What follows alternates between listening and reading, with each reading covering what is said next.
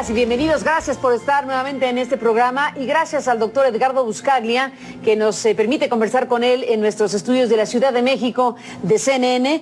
Edgardo, como presidente del Instituto de Acción Ciudadana, investigador de la Universidad de Columbia y otras tantas cosas. Que bueno, pues estás, Edgardo, en México de nuevo y te agradezco estos minutos para conversar. Gracias a ti. Gracias por estar aquí. Llegas, Edgardo, en un momento en México en donde hay una situación que no veíamos hace muchos años, en donde se combina el horror de conocer detalles de una historia como la de Iguala y los chicos de Ayotzinapa, la desaparición de 43 normalistas, desde luego ha sacudido al país y hay un impacto a nivel internacional. Llegas a este programa cuando se anunció hace algunas horas la detención del expresidente municipal Abarca y de su esposa Pineda. Estamos hablando de dos personas a las que se les adjudica ser partícipes de una estructura criminal y además de ser gobierno municipal en el estado de Guerrero. Hoy miércoles también es un día donde universidades públicas y privadas en toda la República Mexicana decidieron hacer un paro nacional, una expresión fundamentalmente universitaria, estudiantil, con una fuerza importante, marchas en la capital de la República, en algunas partes del país, con este mismo propósito. Hay un momento y una exigencia creciente para que el gobierno mexicano encuentre a los normalistas y lo que eso refleja en un país como México. Llegas, doctor, pues con este panorama, en las vísperas, agrego el dato, de que la élite política anuncie un nuevo pacto.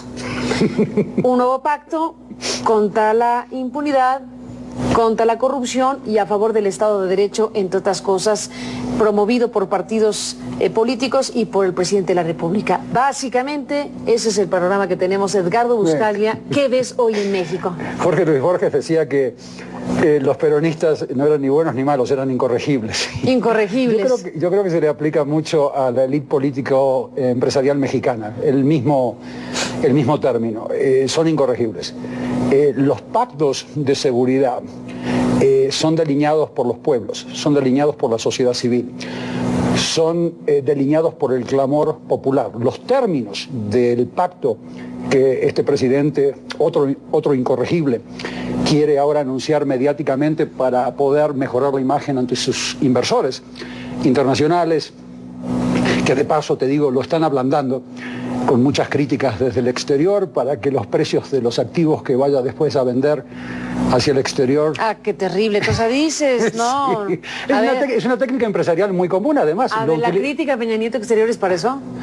Están muy preocupados por eso. O sea, hay una crítica desde el exterior hacia aquí, en donde medios de difusión como El País, en donde el Grupo Prisa, como tú sabes, tiene inversiones muy importantes en México, se distinguía por lo ausente que estaba de toda esta tragedia, de todo este tsunami de sangre que viene aconteciendo en México desde hace años y años y años. Tú y yo venimos hablando de esto desde el 2006. No solo lo predije, que ustedes iban a vivir textualmente en este programa, en el 2008 te dije que iban a vivir niveles de violencia que no habían visto desde la Revolución Mexicana. A mí, periodistas del país me decían públicamente, ¿por qué criticas tanto a México? La cosa no está tan mal. Sí, no está tan mal en Polanco. Entonces existía un poco esa resistencia a reconocer, pero ahora sí los ves criticando, ves a personas como Jorge Castañeda repitiendo lo que yo decía en el año 2010, es algo muy interesante. A mí me entretiene mucho escuchar a esta gente porque te das cuenta que los intereses que tienen ellos en mente son intereses económicos en el fondo, que no necesariamente son ilegales, pueden ser muy legales, nadie está acusando de delito a esta gente. El tema es que México es la joya de la corona para muchas empresas oligopólicas importantísimas en el sector de telecomunicaciones, financiero, bancario, y por lo tanto esta crítica aguda contra el régimen mexicano me da la sensación que corresponde mucho con la típica estrategia empresarial, que antes de venir a negociar los términos de la compra-venta de un activo, normalmente te gusta ablandar a tus... Qué terrible lo que dices. Es algo que los empresarios hacen muy comúnmente. En todo caso, lo importante es volver un poco al tema esencial que está viviendo México, que es el siguiente. México se está enfrentando a un punto de inflexión en donde es posible que a partir de estas movilizaciones sociales sí se concentran en propuestas agudas, como un rayo láser, que reformen las instituciones, y estas movilizaciones sociales imponen una agenda de cambio que realmente simbolice un pacto de seguridad que venga desde abajo hacia arriba y no desde arriba hacia abajo como quiere Peña Nieto, es posible que le podamos cambiar la estructura al Estado mexicano como para que ustedes puedan rescatar a su Estado. El Estado, no hay que confundir gobierno y Estado, el gobierno es mafioso, el Estado está débil. Entonces, el rescate de ese Estado por parte de una movilización social se tiene que basar en propuestas concretas. Una propuesta concreta, por ejemplo, sería limpiar las listas de precandidatos a las elecciones primarias, como yo digo en la medida número 1 de mi libro Vacíos de Poder, en donde las listas no sean establecidas, no sean determinadas por los caciques de los partidos, como sucede hoy. El caso Abarca es un botón de muestra, es una muestra exacta. Entonces, en la medida que la ley electoral la reformen y se abran la elaboración de listas a las elecciones primarias, al voto popular, al voto abierto, con muchos sistemas, ahí vas a tener menores probabilidades de que Abarcas, porque hay muchos Abarcas hoy en día a lo largo y ancho de este país, formen parte de las listas. Este señor quería ser alfil, usando terminología de ajedrez, el año que viene siendo diputado federal. Hoy era un peón, pero alrededor del peón hay muchos alfiles y hay mucha gente que todavía tenemos que identificar. Yo me imagino que la PGR me va a tomar el consejo y va a mapear patrimonialmente y va a mapear políticamente al señor Abarca y a su fauna política de Guerrero, y va a determinar quiénes eran los que lo estaban apoyando para que sea diputado federal el año que viene. Me gustaría saber quién iba a financiar esas campañas, me gustaría saber todas las preguntas que deben responder los fiscales. No soy yo, a mí no me pagan como fiscal en México. Yo simplemente les estoy dando un checklist, una guía para que hagan su trabajo. Y si yo no veo en 2 o 3 meses que surgen preguntas sobre quién es el mapa patrimonial, quiénes son los que componen el mapeo patrimonial político del señor Abarca, porque el señor Abarca era solo un peón político, y no empiezo a ver a los alfiles, a las torres, y empiezo a ver a todos los miembros empresarios que lo financiaron, a ello a mí me gustaría ver a esa movilización social rodeando a la PGR y exigiendo respuestas. Así se hizo en Colombia.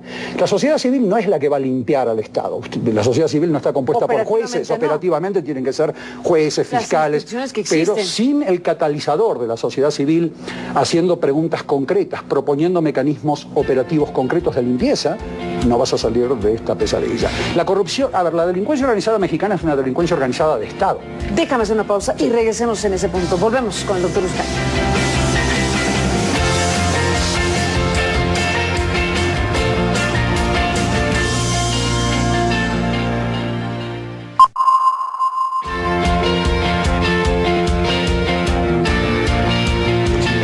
En esta conversación seguíamos platicando contigo en el corte, retomando esta idea que dejaste antes de irnos a los anuncios.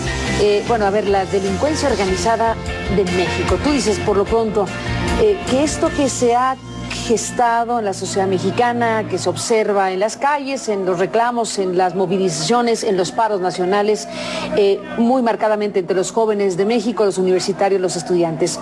Dices, punto de inflexión puede ser si hay propuestas concretas y específicas que instrumente el propio Estado mexicano. Las 26 medidas que yo propongo en el último capítulo del libro Vacíos de Poder son medidas que además están contenidas en convenciones de las Naciones Unidas que México ratificó. Es una obligación, no son medidas de Buscaglia nada más. Yo las operativizo y las hago propias a México.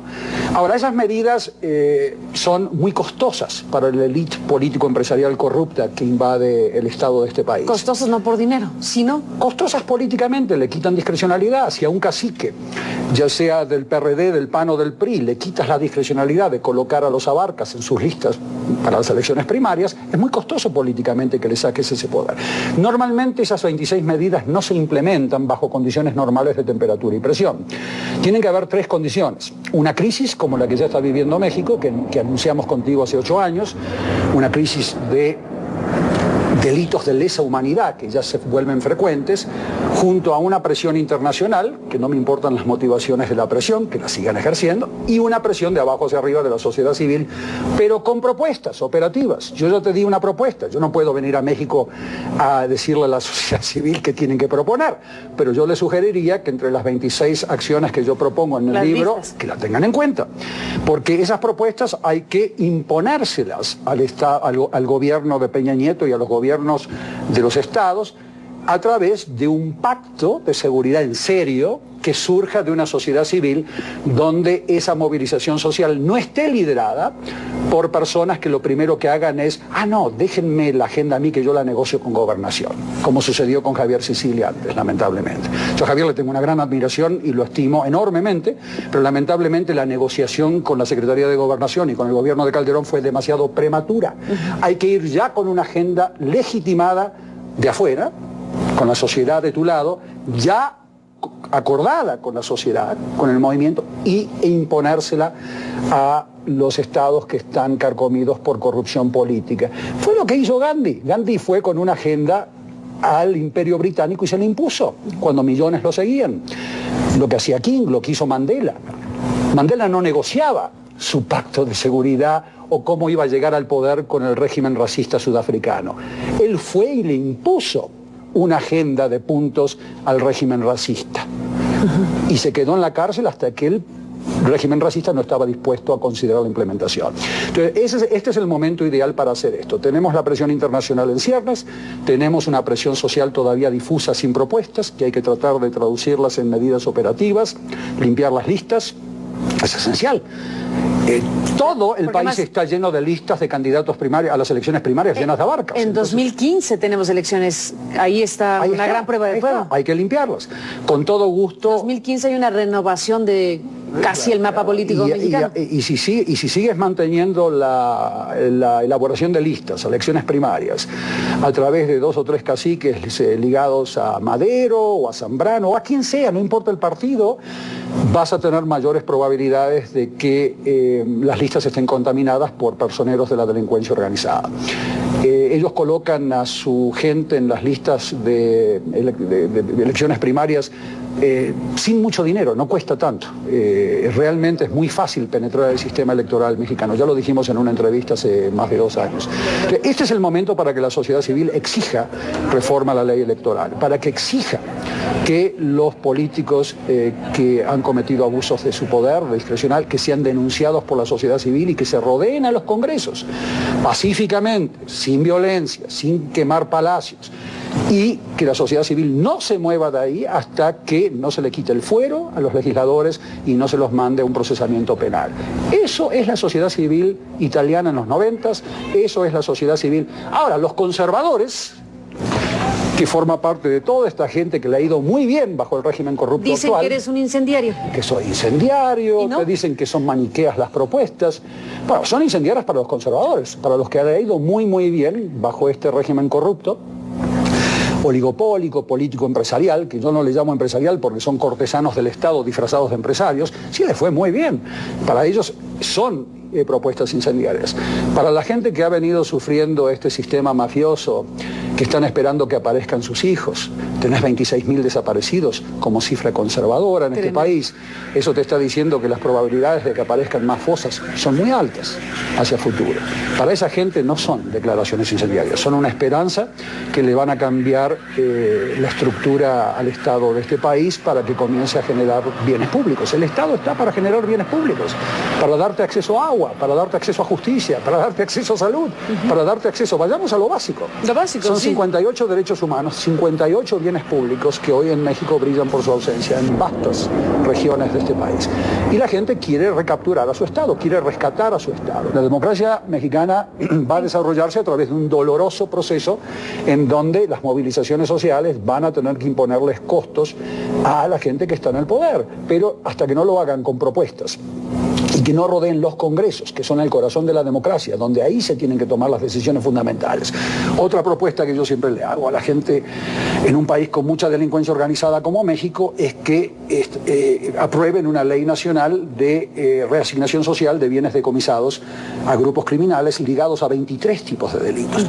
Esos bienes, hoy Italia tiene una ley que permite que tú casas, campos, flotillas de transportes las reasignes a redes de sociedad civil que le dan servicios a víctimas de la delincuencia organizada. Cientos de miles de huérfanos en México. Mujeres que han sido víctimas de trata de personas. Lidia Cacho ha hecho un gran trabajo en ese tema. O sea, gente que no ha tenido capacidad de acceder a infraestructura de proteger físicamente, patrimonialmente, se va a beneficiar de programas sociales compuestos por un tsunami de infraestructura decomisada. ¿Por qué no se aprueba una ley nacional, no federal, nacional, que permita un decomiso masivo de bien? Ahí vas a tener a la sociedad civil monitoreando los procesos de decomiso. ¿Qué haces con esos decomisos? Porque exactamente. En buena medida aquí se subastan. Se subastan, se hacen van a pagar subastas y la gente que tiene dinero va y compra o los ofertas. Funcionarios a los cuales les ofrecen de antemano esas casas para que las compren a bajo precio. Entonces, vas a crear un programa social vastísimo, un tsunami de propiedad, de casas, de carros que van a estar al servicio de los cientos de miles de mexicanas y mexicanos que hoy son víctimas de la delincuencia organizada. ¿Quién puede estar en contra de esta propuesta? La sociedad civil tiene un rol, necesitas jueces que sentencien el decomiso, necesitas a fiscales. Nadie está diciendo que la sociedad no es una propuesta maniquea ni incendiaria. Ni que la gente... Hasta te diría más, hoy en Italia es conservadora, se aplica. Lo que pasa es que este país, uno a veces tiene que cachetearse uno mismo, porque cuando estás en un país capturado por una psicología de elites, que quieren mantener las reglas en el mismo tipo... ¿Y en eso está México? Y en eso está México. ¿Estamos capturados en una psicología de elites? Psicología de elites. Todos, aunque los a ver, déjame hacer una pausa hay muchos y que no dices... pertenecen a la élite. A ver, tú dices, no es que pertenezcas a la élite, sino que estás capturado en una psicología de élite. Sí. Bueno, vamos a la pausa y veamos de qué se trata. Volvemos con el doctor Buscaglia.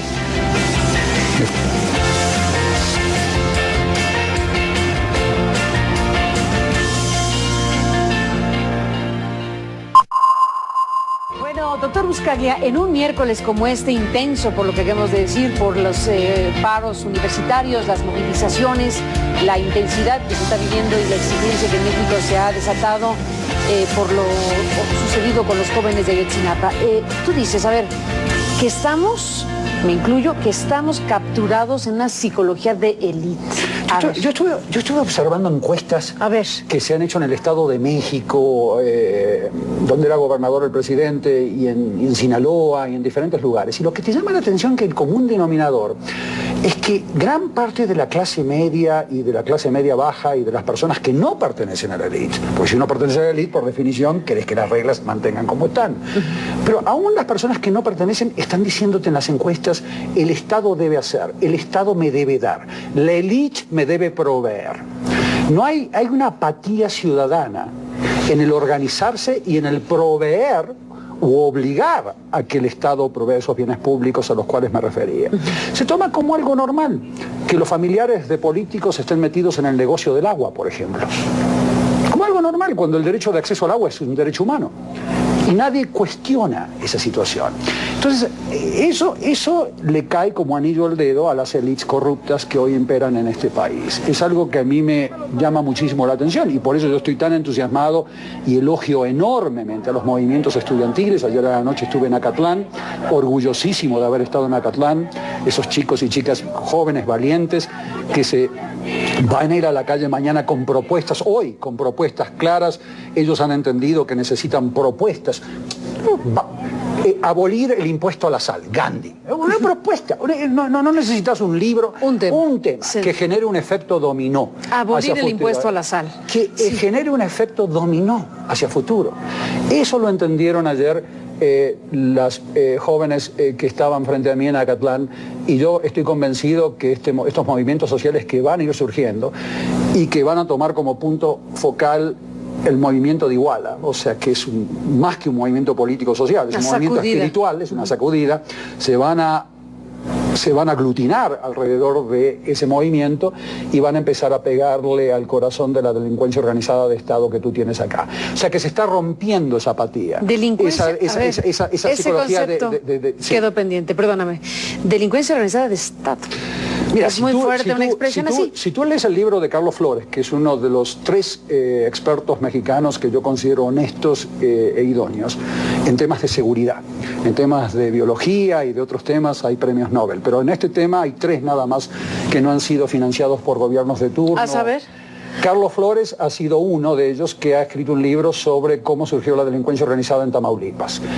Un librazo que lo tienen que leer. Con un CD incorporado en documentos. Y ahí tienes toda la vinculación de cómo se fue configurando el Estado en la etapa postrevolucionaria mexicana desde los años 40 a la fecha, llegando a los políticos, a la fauna que tienes hoy acá, y cómo se vinculó esos políticos a la delincuencia organizada operativa. No nos olvidemos que la delincuencia organizada está formada por un directorio que está compuesta por políticos y empresarios. Te doy el ejemplo judicializado que es Alfonso Portillo. El presidente Alfonso Portillo de Guatemala formaba parte de un directorio traficante de drogas y tenías a su otro miembro del directorio que era el presidente del Banco Hipotecario Nacional de Guatemala. El presidente del país y el presidente del Banco Hipotecario. Ese es el directorio de la delincuencia organizada guatemalteca, por ejemplo, que fue sentenciado, así que yo puedo hablarte con una sentencia firme y demás. Lo mismo sucede en México. Tenemos que identificar a los Alfonsos Portillos mexicanos. Y eso no lo vamos a hacer hasta que no comiences a procesar causas a través de instancias supranacionales, comisiones de la verdad, de sociedad civil, que comiencen a juntar, como en Argentina, Sudáfrica, Camboya y diferentes países, material probatorio, comisiones de la verdad de sociedad civil, y fuercen ese material que salga de las comisiones a través del sistema judicial mexicano. O sea que está lejos de ser una propuesta maniquea, es muy operativa, es el Estado y la sociedad civil cooperando de la mano. Ya te di varios. Auditorías sociales de presupuesto, justicia transicional para identificar a los políticos que forman parte del directorio, y abajo están las células, los gerentes operativos, el Mayo Zambada y toda esta gente a los cuales les encanta a los políticos que hables del Mayo Zambada o del Chapo Guzmán, pero en realidad tenés que identificar a los Alfonsos Portillos México. El día que comenzamos a ver a los Alfonsos Portillos de México balconeados por la sociedad civil en masa, rodeando los congresos pacíficamente y exigiendo que esos Alfonsos Portillos mexicanos se entreguen a la justicia, ese día va a ser el día en que la pesadilla va a comenzar a finalizar. Edgardo Buscaglia, pues se acabó el tiempo, pero nos mantendremos como siempre en comunicación. Has dicho cosas muy fuertes en un momento muy importante para México y bueno, pues dejamos todo esto que desde muchos puntos de vista México está discutiendo en este momento. Gracias por estar aquí, Edgardo, y nos mantenemos en comunicación. Felicidades, gracias. Gracias, Edgardo, y a usted que nos permitió acompañarle. Pásela bien y lo esperamos.